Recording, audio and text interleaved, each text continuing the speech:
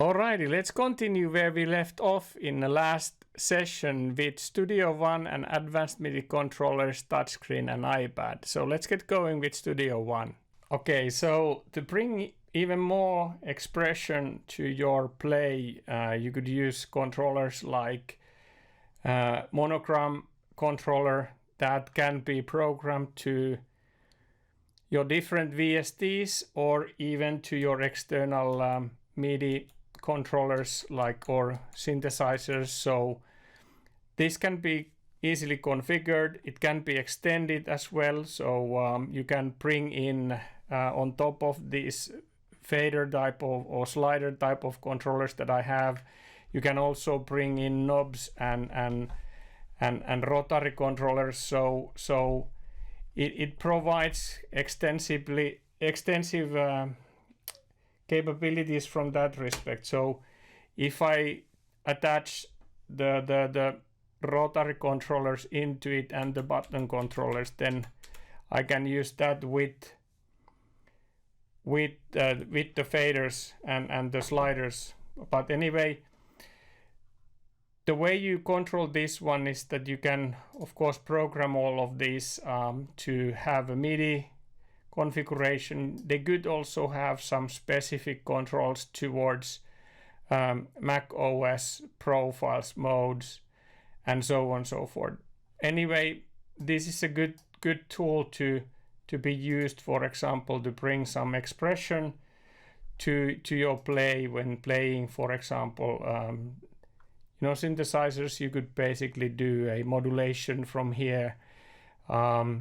And in this case, what I have now done, I have a program to Abbey Road 1, so that this controller now can basically then control Abbey Road 1. When I play, I can work with the dynamics and expression. Then of course I could also modify the range and the amount of reverb, and this is the way you can use it to kind of more expressively do different type of movements into your play and expression as already mentioned. All right, let's move on. Okay, so of course Studio One has also support for MPE type of controllers, and here is a sample on the ROLI LUMI keyboard. That is an MPE type of a controller, so it's a MIDI polyphonic expression. That's the MPE. So you can basically get different type of again more expressive sound from the instrument itself. So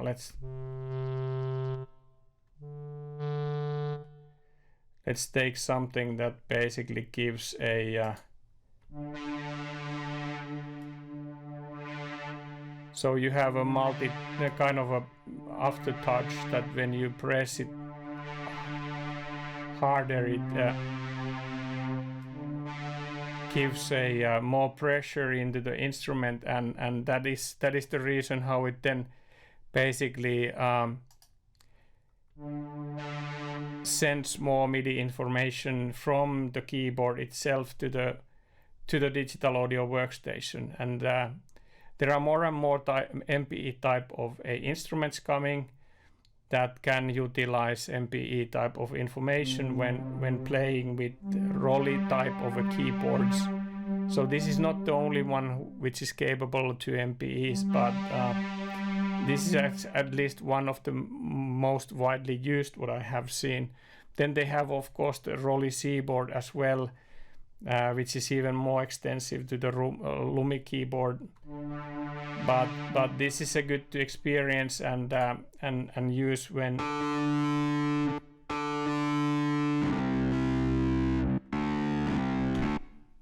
basically playing and want to get more expression into your plays.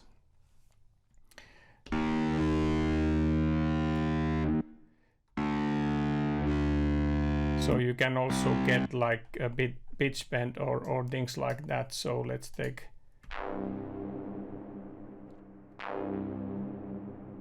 So you can twist the sound when you play.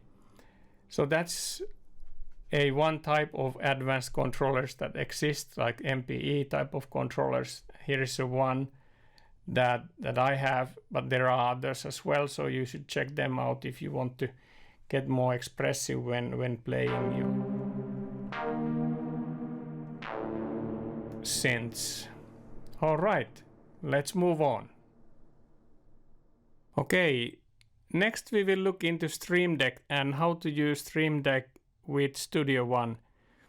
I have used Studio One quite extensively in the past, so I created quite a lot of keyboard shortcuts and things into StreamDeck for Studio One, and it is basically extremely good sidekick in that respect that you can quite easily program it and then modify it when you need to expand it. So for example, opening, closing a folder, or adding a stack track or kind of a folder, looking into tracks inspectors and so on and so forth. So the StreamDeck is extremely easy to be programmed because you can just basically take the hotkey from here and then assign the hotkey that you want over here with keyboard shortcut. Like if you like to save the project, you just basically say command S and then you have your save function over here. Of course, you can give a title and you can even get an icon from a file or a library, but I can do a more deep dive on the StreamDeck individually if there is interest on that specifically, and how to use it and how to possibly tailor it for your needs when using digital audio workstations. So this program, StreamDeck app, is used to basically program these and modify these menus and things. I even had an ability to insert a plugin based on here, just selecting it from here, and it will add a plugin to a selected channel.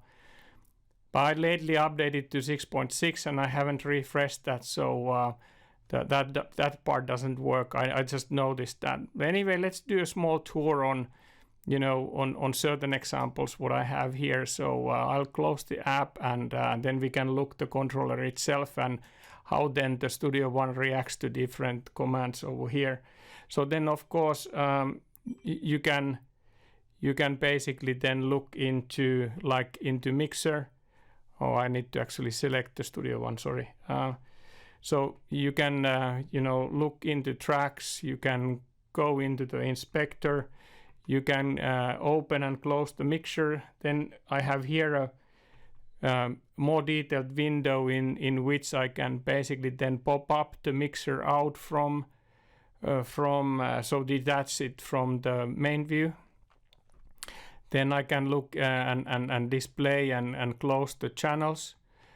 Then of course I can also look into the instruments or inputs, and then also I can make it like to be wide or narrow. So all these type of things I can easily control through the StreamDeck.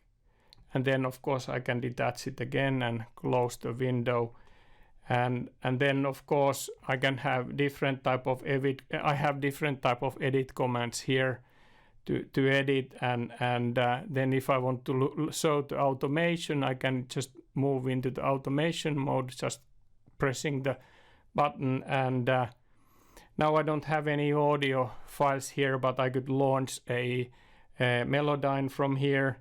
Of course, I can open a file folder and look into the loops as well if needed.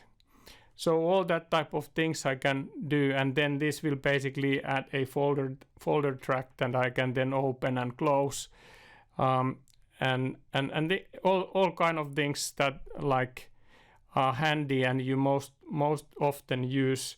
You can program into StreamDeck that makes then your workflow a bit more fluent and efficient in that respect. So yeah, I think that basically covers the StreamDeck, and let's move on. Okay, let's pause the video over here and continue next Tuesday. Remember to subscribe for the channel for more content. Thanks for watching. See you next Tuesday.